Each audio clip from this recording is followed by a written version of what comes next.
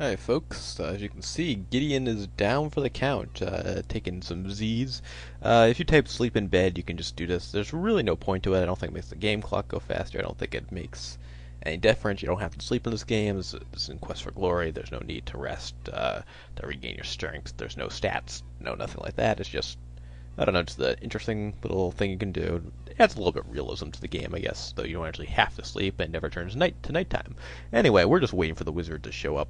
So, I just wanted to do a brief intro into this video and show you this, and we'll be back when he returns, because there's not too much we can do until then. Okay, everyone. Well, Manan's not here yet, but I'm getting bored just walking around, so I figured why not tune back in, and maybe I can give you a little more commentary. And one of the things I always thought funny about this house was, I guess not always, maybe just recognized it, was that look how tall Gideon is compared to it. It looks like some old, it looks like some something at a carnival or like some mock village. Like there was something called near where I live called King's Castle Land, which I think was sort of an amusement park with a castle theme, but really geared towards little kids. Sort of reminds me like that. I think they had small castles that you could go into. Anyway, this is pretty funny, especially since once you open the door, it's so the whole screen's filled up with the room. So not exactly to scale. Let's see. I did promise you. Oh, here's Manan. I have returned, Gideon. I'm ready to eat. Okay, well, I was gonna say I did promise you some anecdotes from Gold Rush that I never really got to because we got into the game. Not that that's a bad thing. I think this isn't. Hopefully, or even though sometimes I make it that way, it isn't. Let's hear Scott talk. It's let's play one of these Sierra games. So maybe I'll squeeze in an anecdote that I've been saving up. Anyway, let's get to the next stage of the game. So let's take the cookie, and we'll pause for one. Okay, well let's go down and give this cookie to Manan. Now we know it turns an individual into a cat, and so can we finally be rid of this wizard, this scourge, so that we can move freely around the mighty nation of Eludor? Well, we'll have to find out. So, Manan's down there waiting to eat, and we have this extra piece of food I told you about. Alright, Manan is impatiently waiting for his food. His stomach rumbles as he drums his gnarled fingers on the table. You'd better feed him quickly, or dire consequences. You've discovered the secret of the sorcery of old. Never again will you disobey me, Gideon. What? What do you mean? With just a cookie? Oh. Manan didn't like that one. Alright, well, apparently he, as much as he wants a slave, he will not tolerate his slaves learning any magic. So, I guess it's not really an apprenticeship. It's definitely a slave, system of slavery. Alright, so when I paused, I saved the game and called a cookie. Now, there's something else we must do. We must also take the porridge that we got from Little Bear. And that's why don't eat the porridge, don't feed it to Manan beforehand, because you're going to need it. Now, put cookie in the porridge.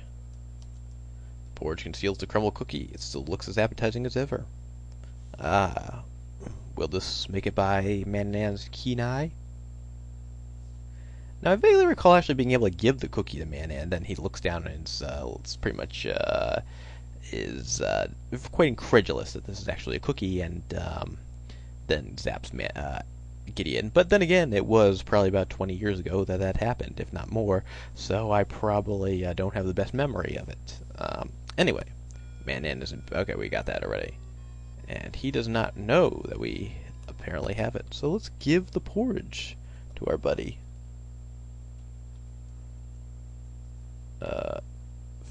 Feed porridge. Okay, something's weird. Use porridge. Give man porridge. What is the story here? One moment, folks. Sorry about that. Okay, I don't know what the deal was. All you have to say is feed wizard or feed man. or Mananan. Anyway, it says, "You place the food on the dining table before the hungry wizard. Ravenously he devours every bit of it. Ho ho ho. Little does he know he draws closer to the poison donut or porridge." And I did not consult with our lawyers, so I don't consider it murder. Especially since it's not going to actually kill him. "You fooled him." Mananan didn't realize the porridge was tainted and ate the whole bowl. "I can't believe I ate the whole thing."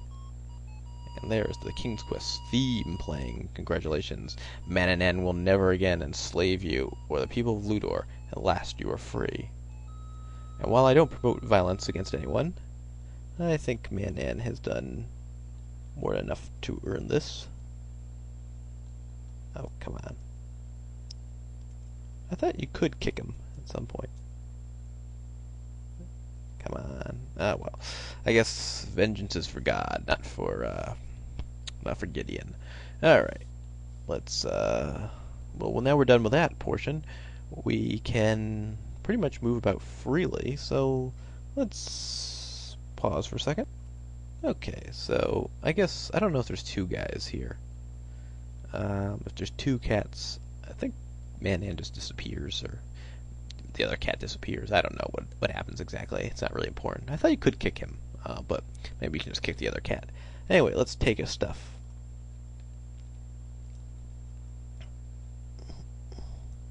Alright, now we never have to hide anything. We never have to worry about any time limits, at least regarding Mananan. There are other time limits. So, we will have to come back here and cast 2 spells. I guess there is... I'm trying to think. What are we at? 400? Alright. Well, let's move on to the next sort of interesting part of the game. What? Of course I have the map. Look at map.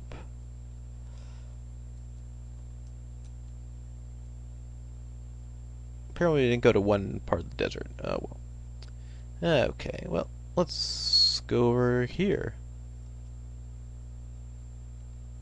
And so it shall be. Well, you remember, folks, this cave over here? I do. And we can use one of our spells now. So let's put feather, the eagle feather, in essence. Okay. Use eagle feather. This isn't a blind. Use. This isn't a blind playthrough. I promise you. I have played before, just not recently. Use eagle feather in essence. Well, I have both of those things. Magic rose essence. Okay. Well, we are actually getting a little closer to time than I thought anyway, so the next scene might take a little bit of time to go through. So, we're going to hold off on that, but we're going to do something with this cave. The only other thing we need to do is get some salt water, and then we're going to have to find our way off this island. We'll be through a magic spell. We'll be through travel agent. That's pretty lame, but no, neither will get us off this island. We'll have to find an alternative means of exiting. Speaking of transportation, if you want to cut off now, let me just go through my promised anecdote. I always thought it was kind of funny. I have a friend who is a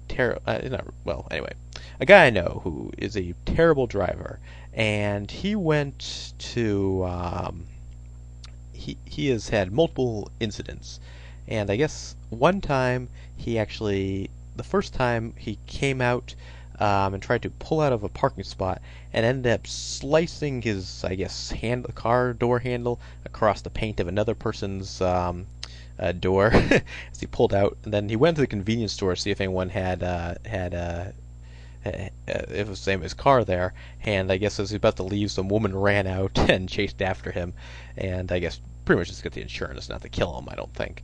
Anyway, there's another time when he was actually driving down the highway, and a friend of his was taking a nap. He was taking a break from driving, and all of a sudden that friend wakes up and he sees flashing lights and hears horns honking, and it's at night, and this guy is going about 30 miles an hour in the fast lane of the highway, and people are just flying by him, flicking him off, not too happy.